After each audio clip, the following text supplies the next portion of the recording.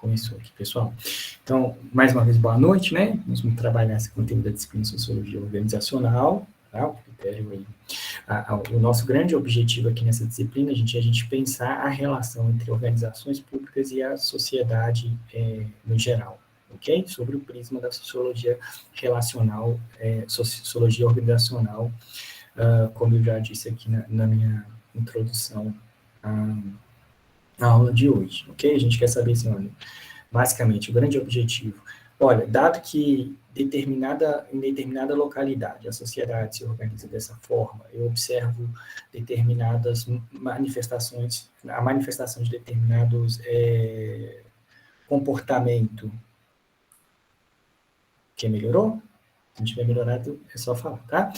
Eu observo determinados comportamentos naquela sociedade, né? Qual que é o impacto disso sobre as organizações que eu tenho naquela sociedade / localidade? Mais especificamente, dado que no meu município, né, as pessoas se relacionam de determinada forma, as pessoas se expressam determinadas crenças, né? Qual é o impacto dessa forma, como a sociedade está organizada, no funcionamento das organizações do meu município? E aí, no interesse do administrador público, obviamente, tá, gente? A gente vai focar um pouquinho essa questão nas organizações públicas, tá? A gente vai pensar, olha, dado o contexto social do meu município, ou do meu estado, ou do meu país, né? Quais são as condições que as organizações públicas encontram para funcionar? Primeiro ponto, tá?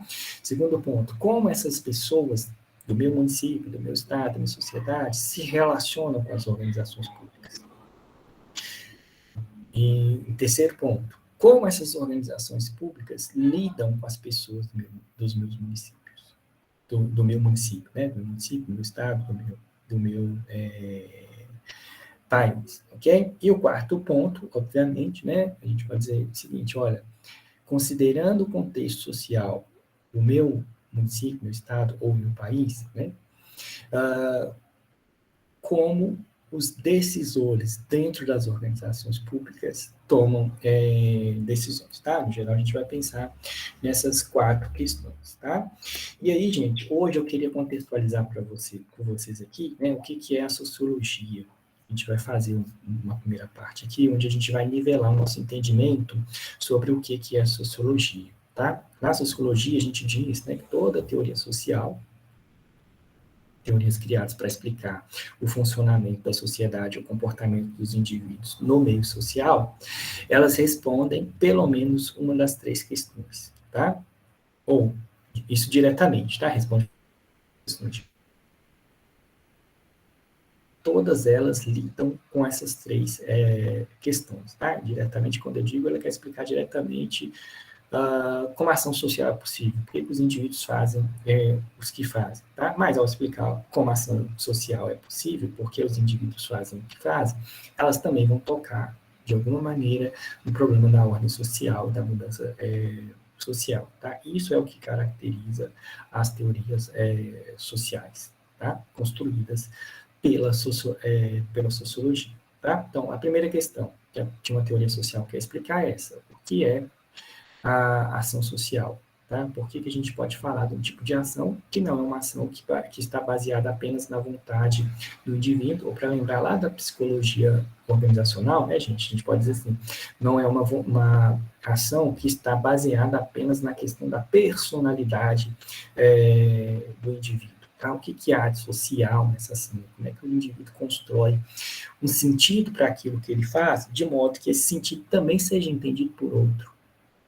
Ok? Então, a ação social ela só vai acontecer nessa relação entre dois ou mais indivíduos, ok? Porque para essa ação social ela existir em si, ela precisa ser dotada de um sentido.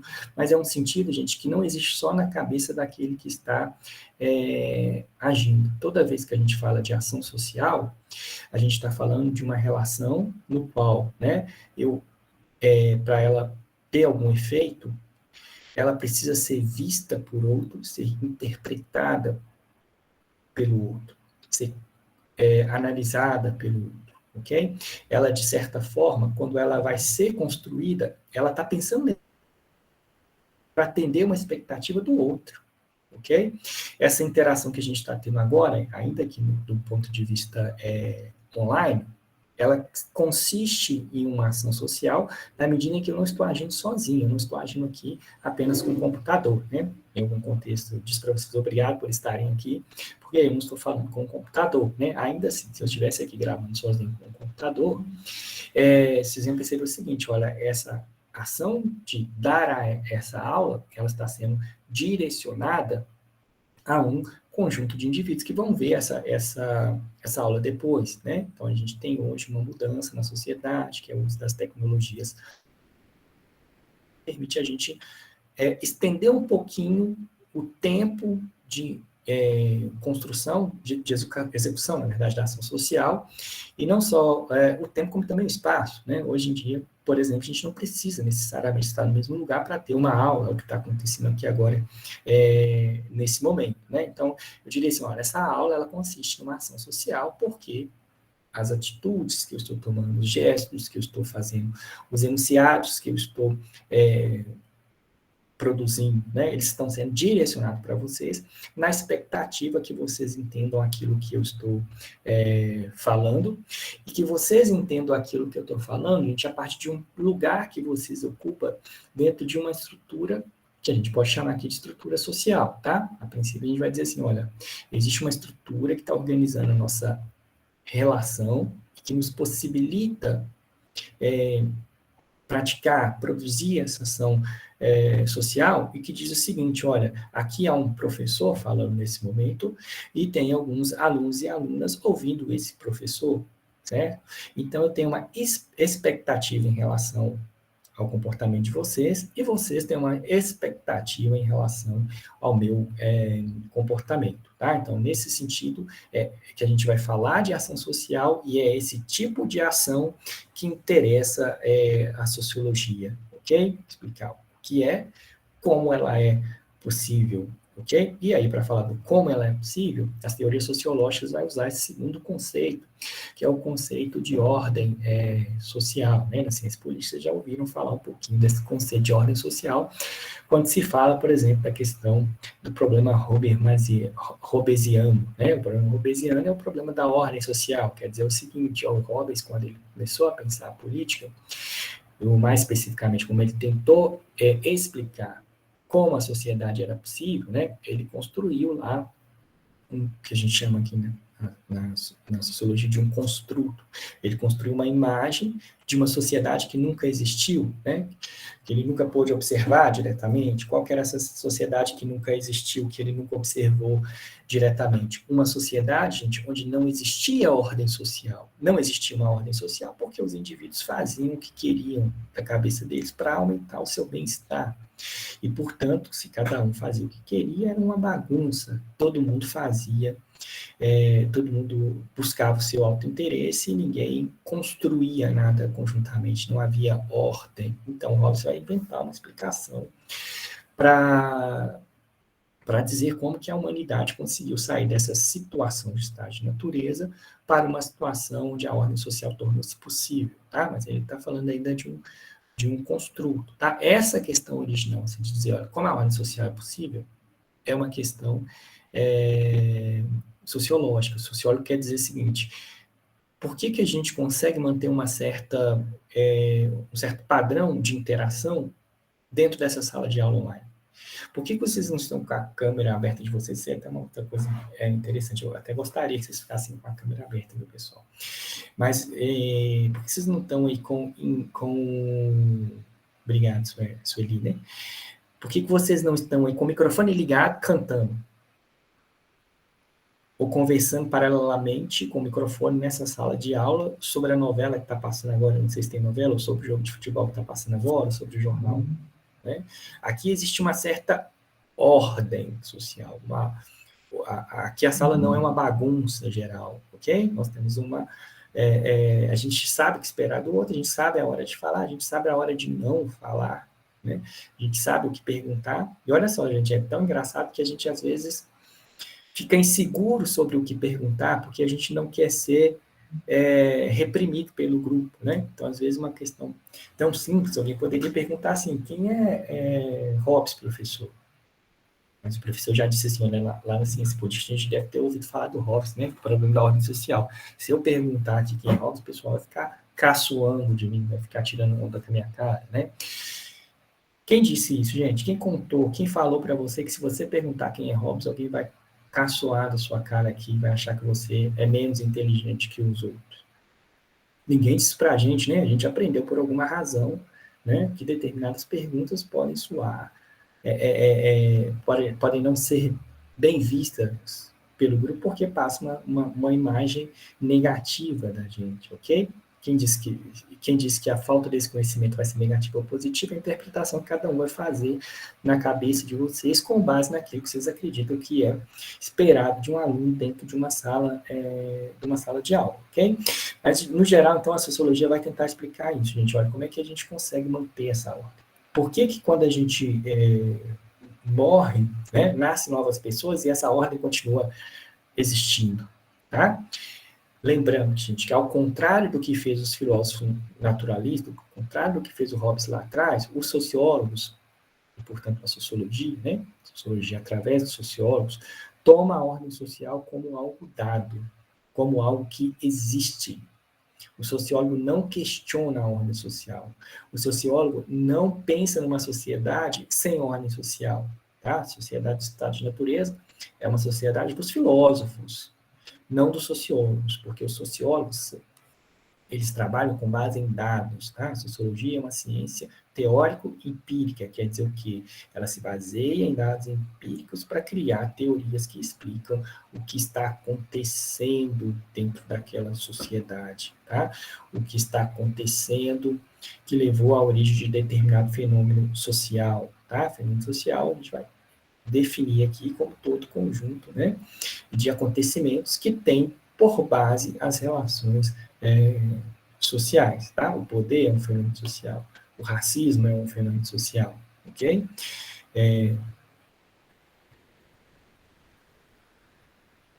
Isso, para o sociólogo é isso, Elzemar, né?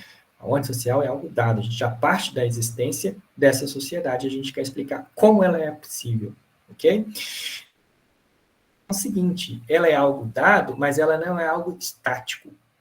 A ordem social, ela muda, tá? Ela se transforma, ou melhor dizendo, deixa eu melhor dizer, gente. Teoricamente, essa ordem social, ela vai estar assentada em alguma forma de organização da sociedade, tá? Que genericamente a gente pode chamar de estrutura social, depois esse conceito eu vou refinar mais para vocês, tá? A gente pensar assim, olha, toda a ordem social, ela está organizada em torno, toda a ordem social, ela é, né, na verdade, nem organizada, vamos dizer assim, toda a ordem social é estruturada. Quer dizer, existe alguma forma de organizar a sociedade que mantém aquela ordem, que estrutura a ordem, tá? Essa organização da sociedade é o que a gente vai chamar de estrutura social, ok? Muitos sociólogos que não conhecem a análise de rede, eles vão usar, né, a ideia de que existem determinadas posições mais importantes dentro dessa sociedade que dá aos indivíduos certas oportunidades, enquanto que outras posições vão causar certos constrangimentos também, ok? Então, a gente pode falar de uma estrutura social aqui dentro dessa sala de aula, né, que no nível bem simples ela está constituída com uma posição de autoridade, desempenhada pelo professor, e reparem, gente, pelo professor, não pelo Antônio. O Antônio, enquanto Antônio, é o Antônio indivíduo, eu não tenho poder sobre vocês enquanto Antônio. Mas o Antônio, quando assume o papel de professor, dentro dessa estrutura, né, da sala de aula, que ordena a sala de aula, que cria a ordem social, diz que o Antônio tem a palavra final de escolher o que vai ser feito, o que vai deixar de ser feito. Ok? Tá? Só que essa estrutura, gente, ela não é uma estrutura estável, que nunca muda. Ao contrário disso, né? Aí o trabalho do sociólogo é dizer o seguinte, olha, a estrutura social, né, ela vai se transformar. Então, a ordem social também, ela vai passar por esse processo de transformação, tá? Ela não vai deixar de existir, ok? Por exemplo, né, continuar no exemplo da sala de aula. Olha, se a gente for lá pensar na educação dos nossos pais, dos nossos avós, ela não era feita como está sendo feita aqui agora. Tá? Pode entender dessa forma. Ela não é que ela é transitória, mas é que ela é passível de mudança. Tá?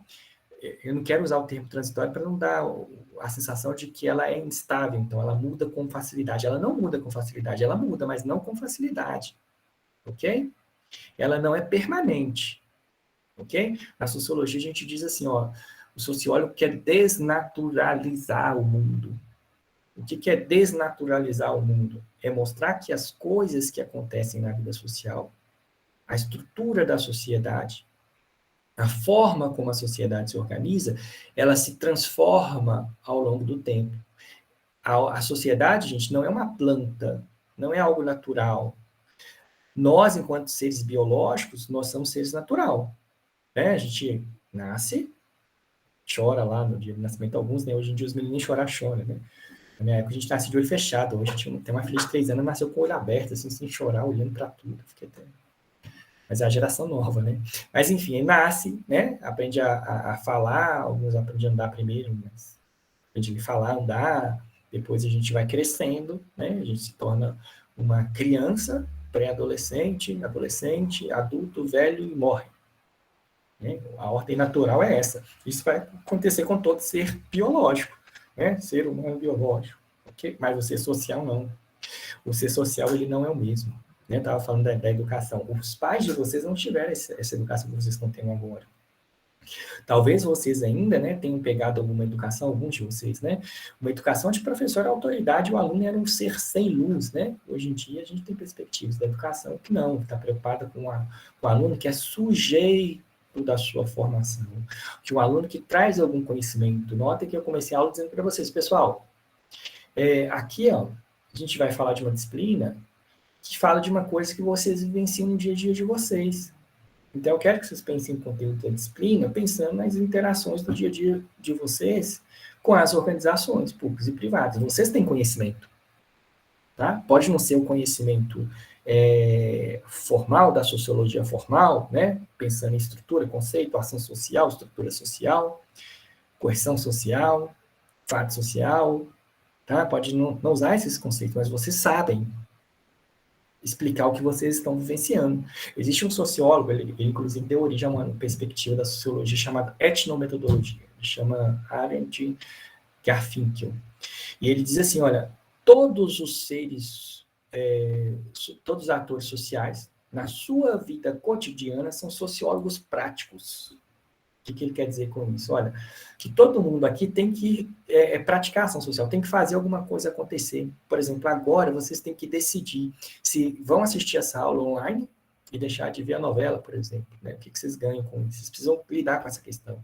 E aí vocês precisam de quê para ver essa aula? Eu preciso de um computador, eu preciso de um celular, eu preciso de uma boa internet, né? Eu preciso de um caderno. Eu vi aqui que a Sueli, né? Tava com o caderno anotando. Né? Então, são problemas práticos que vocês têm que resolver. E aí vocês vão lá e resolvem. E para resolver isso, vocês começam a analisar onde eu vou encontrar isso, qual que é o custo disso, qual que é o custo daquilo, como é que é essa escolha que eu tenho que fazer. E mais do que analisar, vocês começam a se explicar. Né? Vocês devem estar se perguntando por que eu estou aqui, né? Se vai estar essa aula, vai estar gravado. Não é só por mim que vocês estão aqui, né?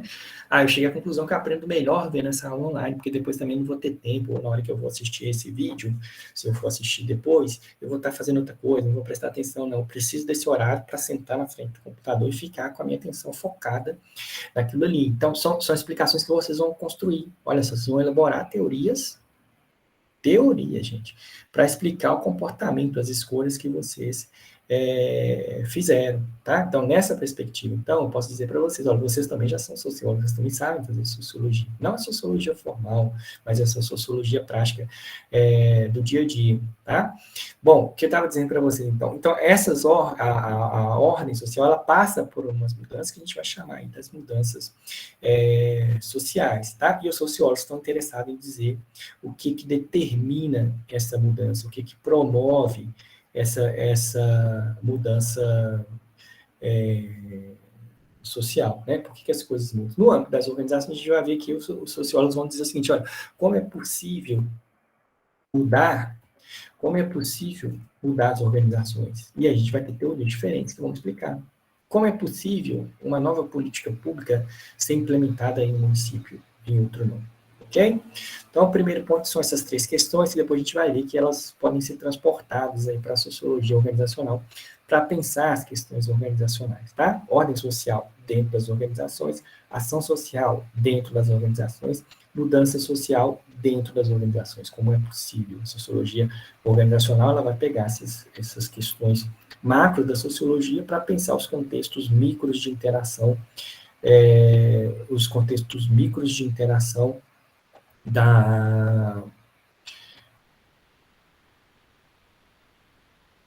que determina a ação social. Bom, aí que está a questão. É o que os sociólogos vão tentar descobrir, né? O que levou à mudança da sociedade feudal para a sociedade capitalista? Os sociólogos vão tentar fazer esse tipo de explicação, vão construir suas teorias, né? E aí, no contexto da sociologia geral, tá, gente? No contexto da sociologia organizacional, a gente vai pensar, por exemplo, o que levou, por exemplo, ao FOP mudar o seu estatuto, as suas normas fundadoras, revisar todas as suas normas fundadoras e criar uma nova estrutura para o FOP, ok? Então, o sociólogo está interessado. Por que as coisas mudam? Eles sabem, olha só, vamos repassar, eles sabem que existe uma ordem social, isso já é tomado como dado, e ele sabe que essa ordem social, ela muda ao longo do tempo. E aí ele quer saber o que provoca essa mudança. Ele vai construir a teoria. No âmbito da sociologia organizacional, a gente pode pensar da mesma forma. Olha, ele sabe que todas as organizações, de alguma forma, tá, tem alguma estrutura social ali que sustenta as interações dentro dessas organizações. Gente, lembra lá dos sociólogos, dos primeiros sociólogos, não, dos primeiros pensadores organizacionais, né, as teorias clássicas das organizações, eles pensavam assim, olha, o que estrutura a ação dentro das organizações são um conjunto de normas que você pode criar, né, a imagem do organograma, você pode organizar dessa forma, e eles começam a buscar a forma perfeita de organizar essas organizações. O sociólogo está interessado nisso, mas ele está interessado também, gente, nas relações informais.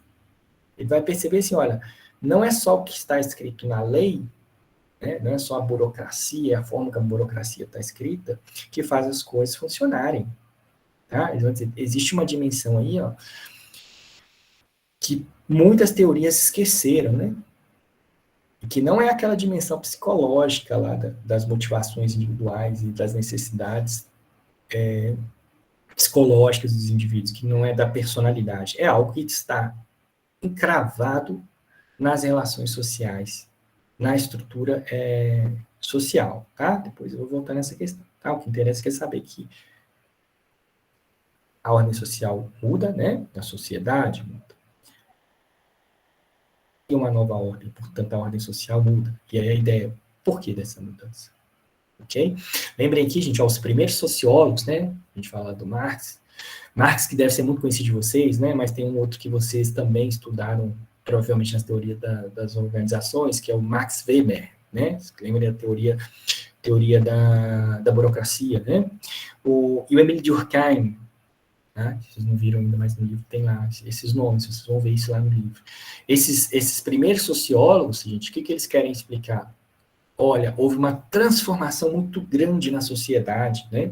Tudo aquilo que a gente conhecia e acreditava já não funciona mais na sociedade moderna, né? Aqui não é a vontade de Deus que mantém a sociedade unida, não é a vontade de Deus que orienta a decisão dos governantes, né?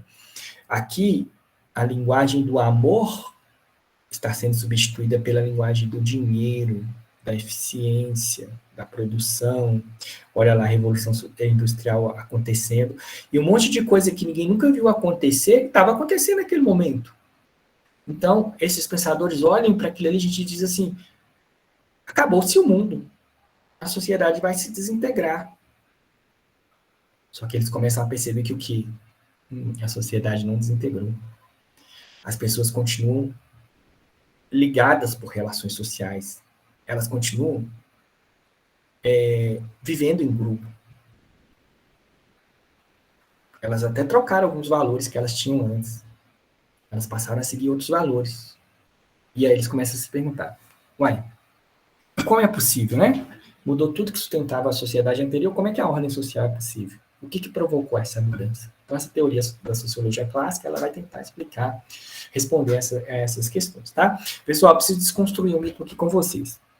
Geralmente, quando a gente fala de sociologia, a gente lembra logo daquele sociólogo militante, né? A gente lembra até a própria ideia, não, tem que tirar a filosofia e a sociologia das escolas, das nossas escolas, né? Das escolas públicas, das escolas de ensino médio, porque isso está só formando militante, etc. e tal, né? E aí, nesse imaginário, vem a ideia de que a sociologia existe para resolver problemas sociais também, ok? Mas não é isso a finalidade da sociologia. A sociologia não quer resolver problemas sociais, tá? Ela quer resolver problemas que são sociológicos. O que são esses problemas sociológicos, né? Ela quer entender por que essa ordem muda, por que a sociedade mudou. Ela quer entender, né, como é possível uma aula acontecer, como é possível uma aula online acontecer mais ainda. Ok? Ela quer entender por que as pessoas tratam umas às outras em função do tom da cor da pele. Ela quer entender por que as mulheres têm dificuldade de acessar os cargos de comando nas organizações e os homens têm mais facilidade. Ela quer entender, né, por que as organizações públicas tratam diferentes pessoas com mais dinheiro e com menos dinheiro. Ela não quer resolver a desigualdade de tratamento dessas duas classes.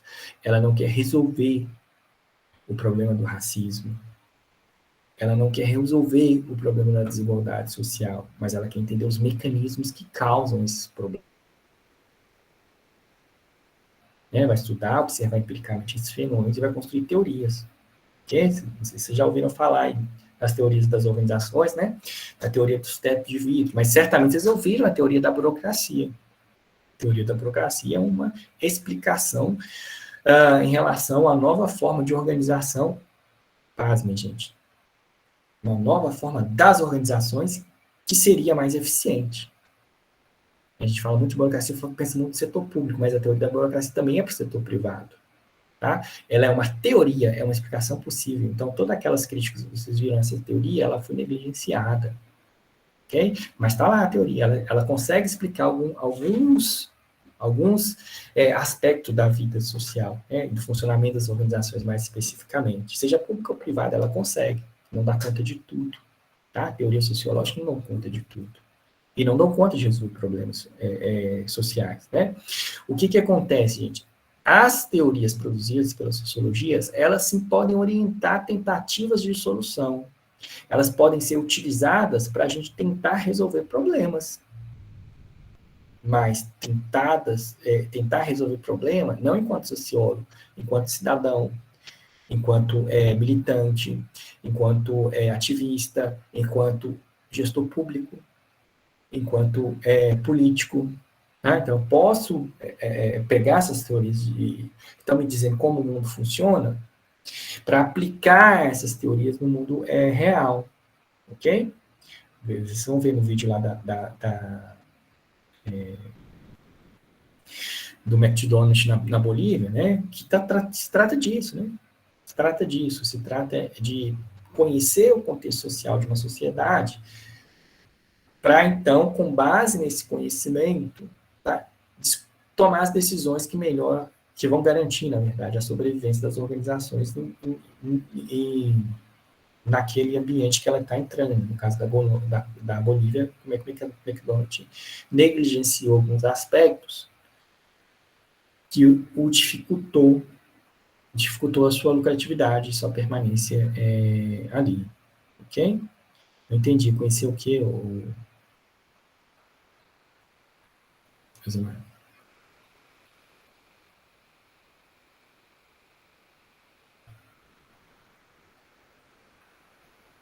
Conhecer o que da sociedade? Conhecer quais são as características da sociedade, como as pessoas pensam, quais são as ideias que estão presentes dentro dessa sociedade, como as pessoas se organizam dentro da sociedade. Então, um exemplo concreto para vocês, ainda no mundo privado.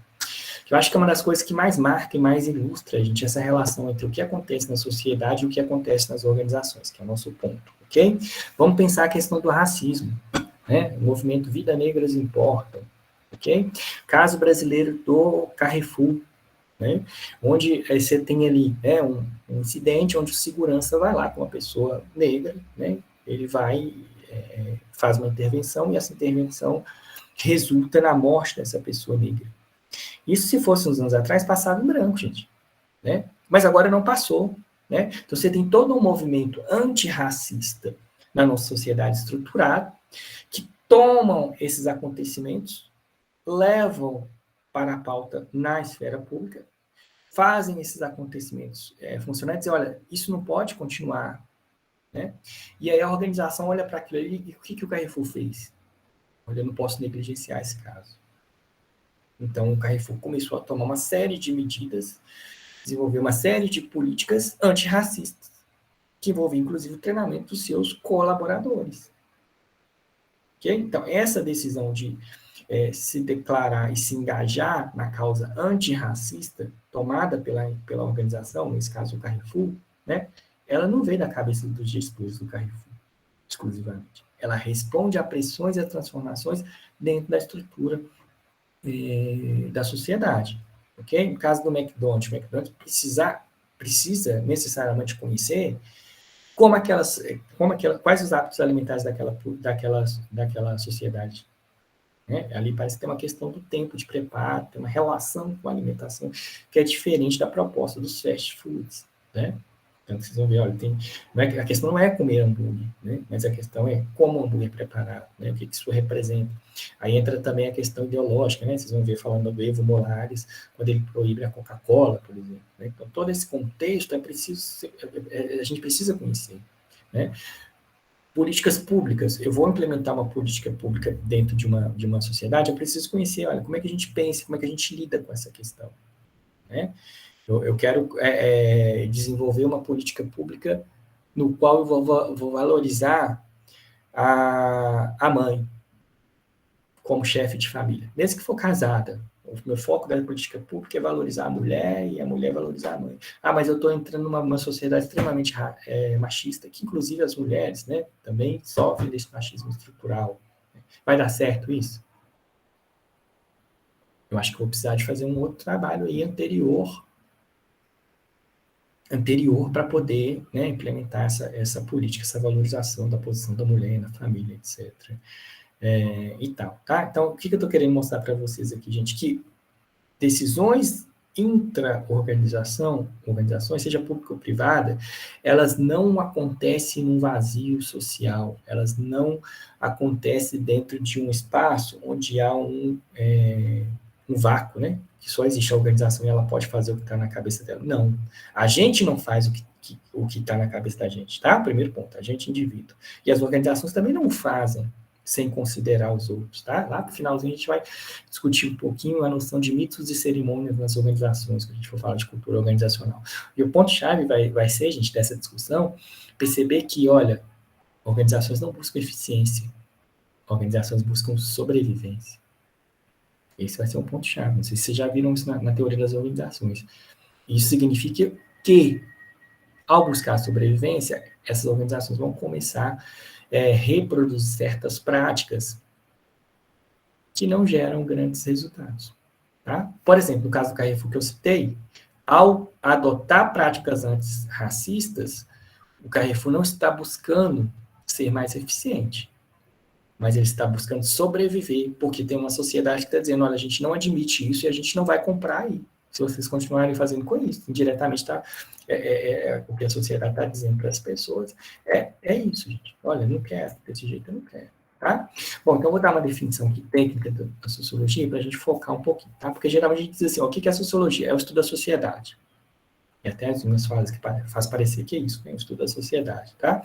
Mas eu gosto de dizer assim, ó, sociologia, ela estuda, na verdade, as relações sociais, tá? O conjunto de relações sociais, aí sim vai dar, né, essa imagem, vai constituir, na verdade, aquilo que a gente chama de estrutura social e que, de uma maneira bem abstrata, a gente chama de sociedade. Abstrata por quê, gente?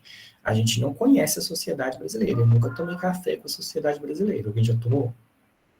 A sociedade ufopiana? Nunca tomei. Não tem como eu observar e dizer assim, olha, a sociedade brasileira está aqui. Tem como eu observar alguns indicadores de renda, de salário, etc. e tal, né, e fazer uma imagem da sociedade brasileira, ou tem como eu observar um conjunto de relações entre um conjunto de indivíduos e dizer, olha, aqui eu tenho uma forma da sociedade, tá?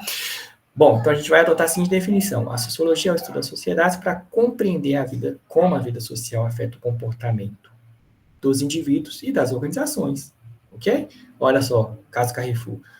Como é que se dá as relações atualmente no Brasil em torno da questão racial?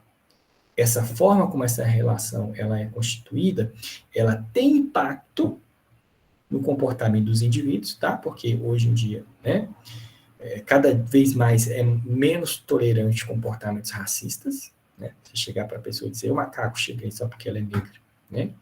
Isso hoje em dia é inadmissível, né, gente? Ainda que tem gente que faça, né? Quando eu estava lá no ensino médio, eu tinha amigo meu, a gente chamava ele de macaco, e ele se ofendia, mas não falava nada, mas aquilo era natural, né? Ao homossexual, amigo meu, ele se chama o sabonete. Por quê? Você vai no estádio de futebol, hoje tinha uma música que eles cantavam para as mulheres, agora não cantam mais. Né? Lá na sociedade está dizendo assim, ó, no estádio de futebol aparece no telão. Se você for importunada por alguém, chame o segurança mais próximo. Então, há uma mudança na estrutura de relações que impactam no comportamento, seja dos indivíduos, como eu estou falando aqui individualmente, como também das organizações, porque a organização que cuida do estádio de futebol, ela então já tem um comportamento novo que ela não tinha antes. Quer dizer para a mulher assim, olha, se você foi ofendida, se você se sente constrangida, se você foi assediada, não fique calado. Mas isso veio da cabeça da organização que toma conta do estádio, né, aqui em Belo Horizonte do Minas Arena? Não. É uma resposta a essas transformações dentro da sociedade, ok?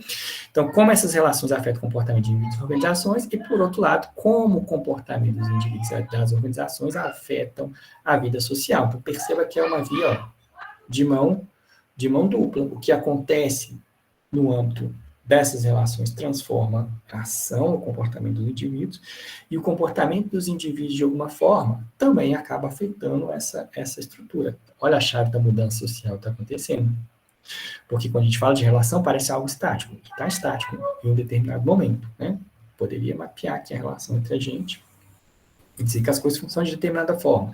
Mas se alguém aqui, o Júnior, começa a participar demais, começa a mostrar grande aprendizado dentro dessa sala de aula, né, provavelmente a nossa estrutura vai mudar. Né? O foco que estava aqui, vou brincar aqui um pouquinho, lá no Eusemar, que está participando aqui bastante, né? Todo mundo participa. O Eusemar sabe das coisas, vou perguntar para ele. Estou com dificuldade, vou perguntar para ele o que fazer, faltei a aula, vou perguntar para ele. Mas, de repente, o Júnior assume esse papel, a estrutura muda, o foco muda do Eusemar para o Júnior, entende? Ou para o Igor também, entende? Então, ela vai se transformar nesse ambiente, tá?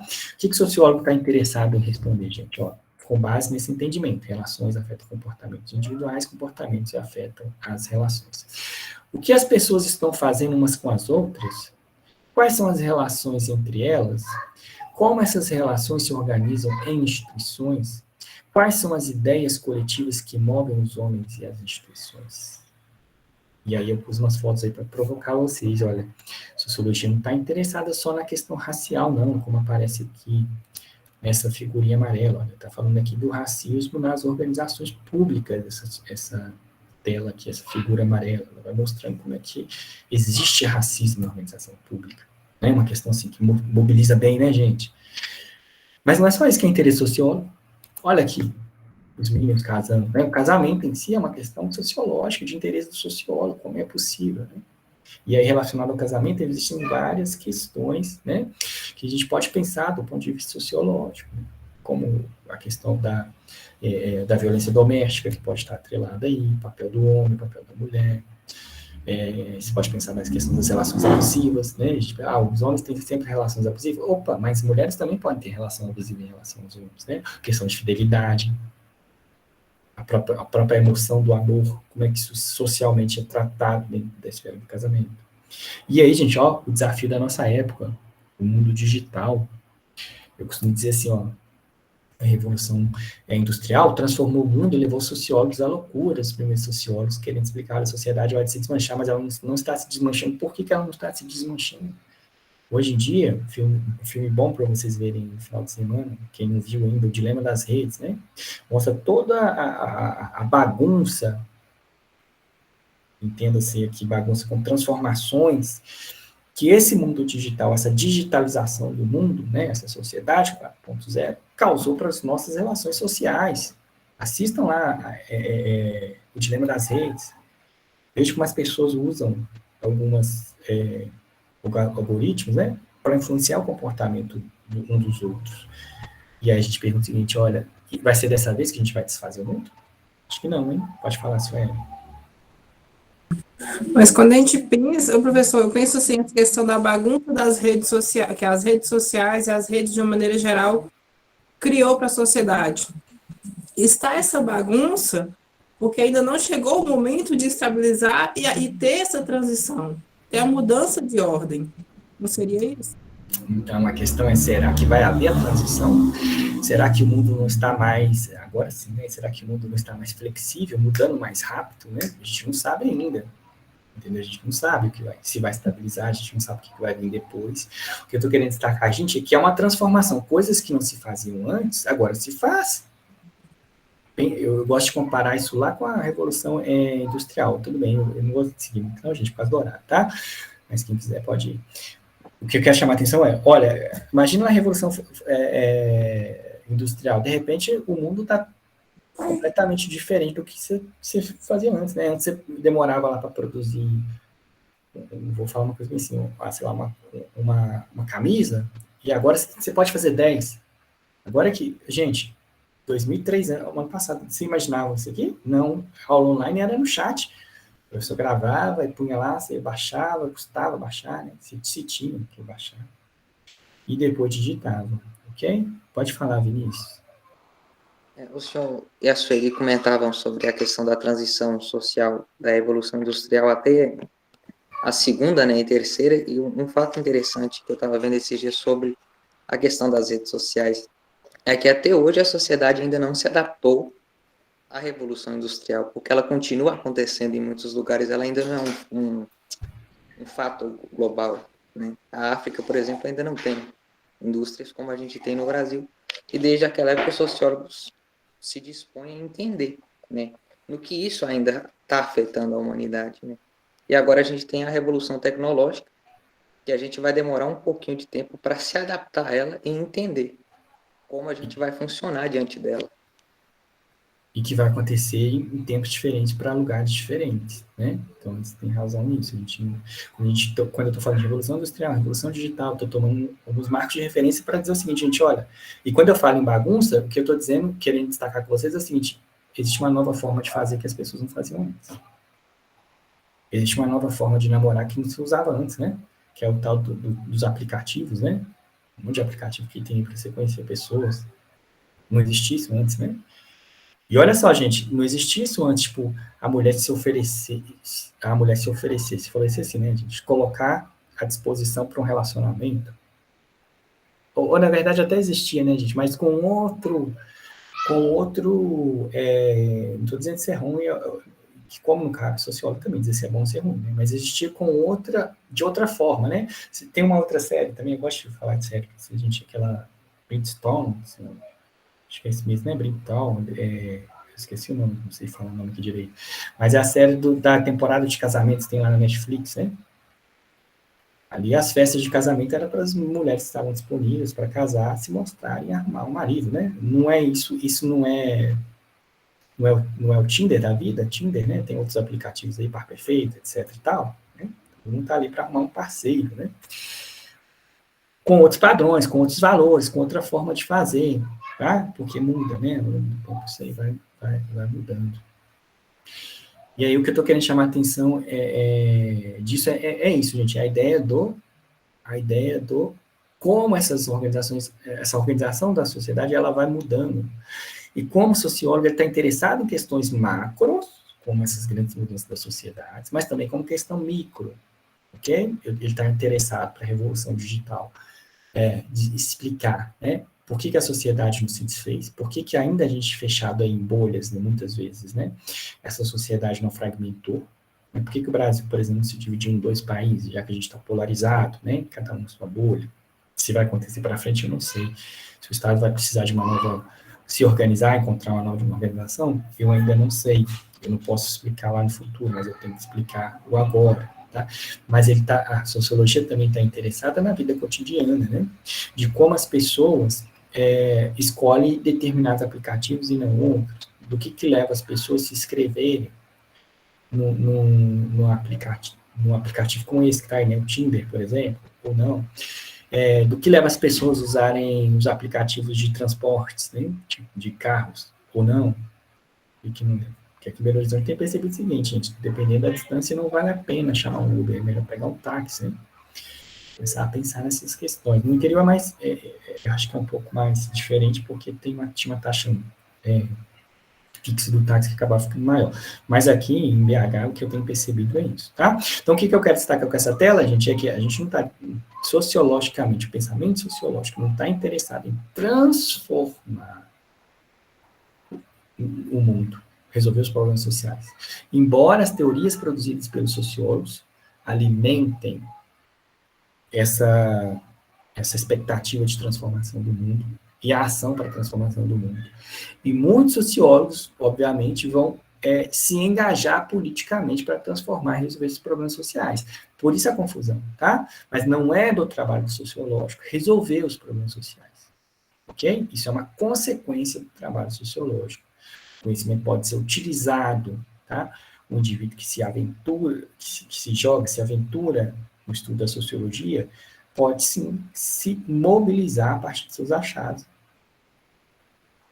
e começar a assumir um outro papel, um papel de agente transformador, quando ele achar necessário. Pessoal, já deu 8 horas, eu vou passar, mas eu não vou passar, já passei, eu vou parar por aqui, vou parar a gravação e a gente continua na semana que vem a partir desse ponto, tá? Aí na semana que vem espero que você já tenha terminado a leitura do capítulo 1, tá? Talvez, na verdade, pelo menos da primeira parte do capítulo 1. É pequeno, acho que vocês vão conseguir até o final da parte. Quem não quiser ainda vai ter 15 dias, ok? Gente, então, para a gente fechar aqui, fica essa questão, né? Por que estudar sociologia? Tá? Por quê? Para a gente entender que os nossos comportamentos individuais não estão fundados apenas na nossa consciência, na nossa vontade enquanto indivíduos. Ok? Então, vou parar aqui a gravação, gente, e já disponibilizo esse vídeo lá, dessa primeira aula, tá bom? E a gente continua a partir desse ponto na semana que vem.